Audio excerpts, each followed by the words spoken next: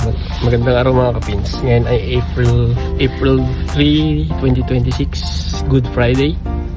And nasa 6:30 in the evening. And medyo madilim na. Dito tayo ngayon sa Circle K, dito sa Fernie Lake, dito sa Halifax. And for today's short video mga kapins, so magpapagas tayo, magpapapultang tayo. Then check natin kung magkano. So trivia, ito na yung pinakamahal na litro ng gas na na-experience ko since na nagdadrive ako dito sa Halifax. Pero intro muna tayo mga kapins.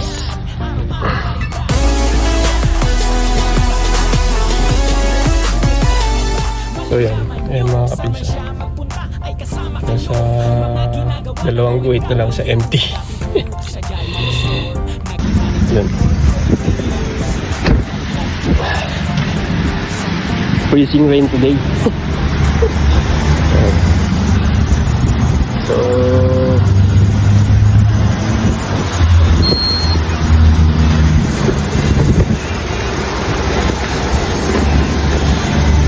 yan, remove nozzle and select the grade down. Okay, 187. Waiting for approval. Alright, bigyan na tayo. Full tank na ito.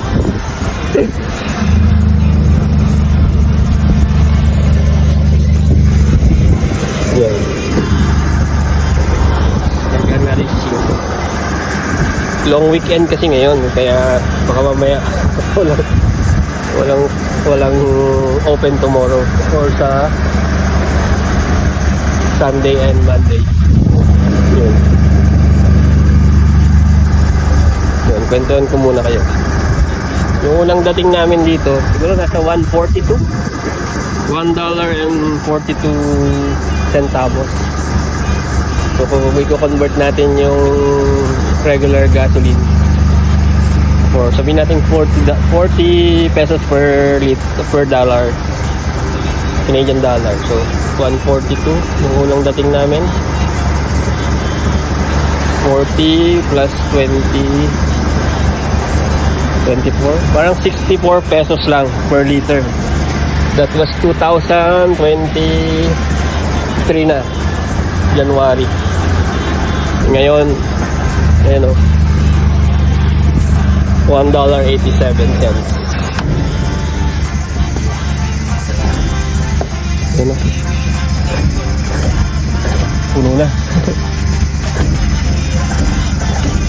89.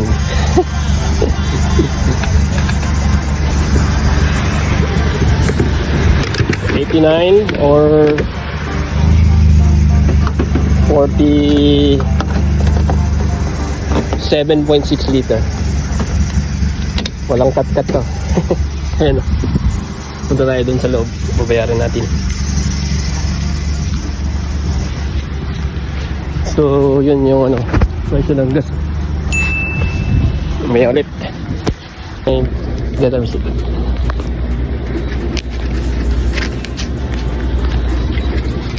Thank you, sir. Yan, bilis.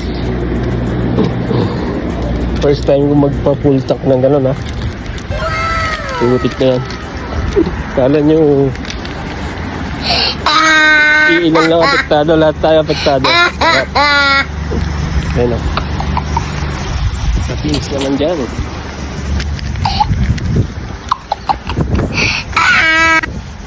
Yun, ayan o, full tank na.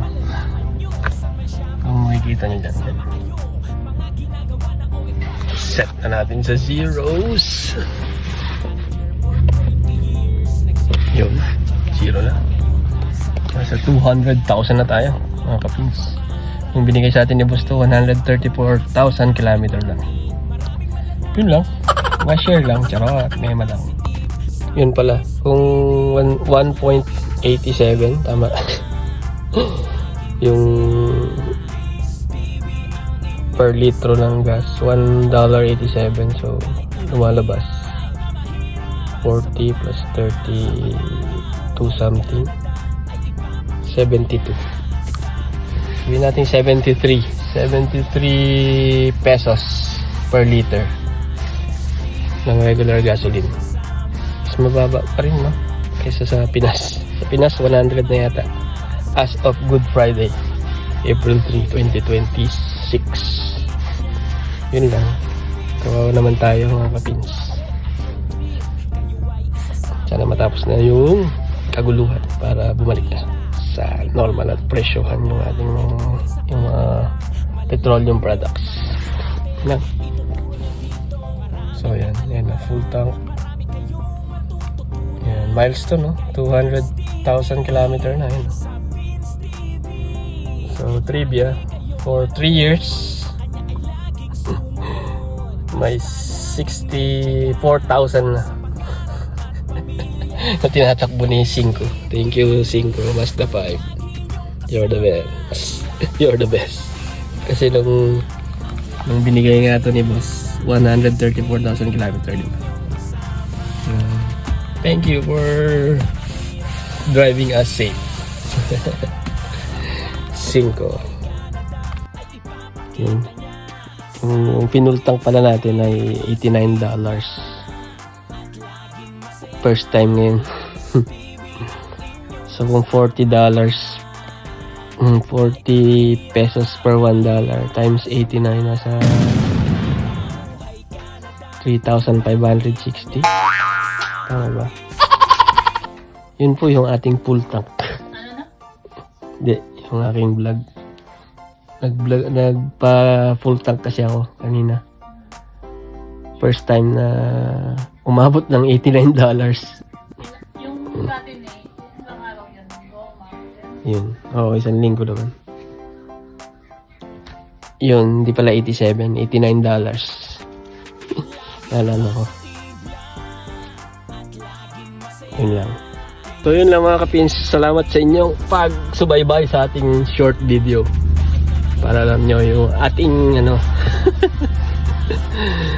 yung ating experience for today. So yun. Sana may natutunan kayo. Charot.